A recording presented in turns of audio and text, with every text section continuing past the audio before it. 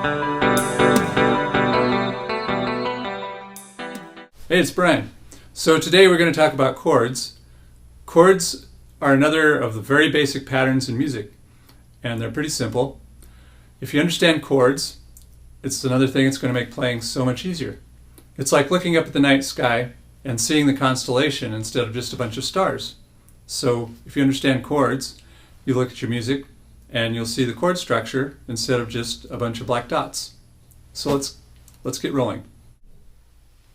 Okay, so if I want to build a chord, I pick a note, like the note C, for example, and then I go up the music alphabet and I skip the next letter. I skip the D and I go to E, and then I skip the next letter. I skip the F and I go to G.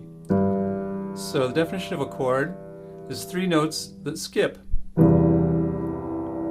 note that you build the chord on is called the root. And then the middle note is called the third because that's the interval of that note to the root, 1, 2, 3. The next note is called the fifth because that's the interval of that note to the root, 1, 2, 3, 4, 5. There you have a C chord. And you can build chords like that on any key or any note, just the same way, by skipping letters. Now once you've established your chord, you can do different things with it. You can change the order of the notes. The most common way to do that is called inversion. So we're going to take the C chord again. Now this is called root position because this is has the root on the bottom, and it's the version where we've just built the chord. And we've established that the C chord has C, E, G. What we're going to do is take the root, the C, and put it on top. We're going to move it an octave higher. That's called first inversion. So that would be called a first inversion of a C chord. It would also be called a C6-3 because now the C is an interval of a 6 from the lower note, the lowest note, and then the G is a third from the lowest note. The next thing we do is take the E and we move it an octave higher.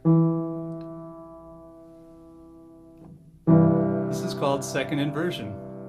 So this would be a C6-4 because the E is now 6 from the lower note, and the C, which is still the root, is a 4 from the lower note. So here just to review that, root position, moving the root up an octave higher, moving the third up an octave higher. So we have root position, first inversion, second inversion. All three note chords invert that way.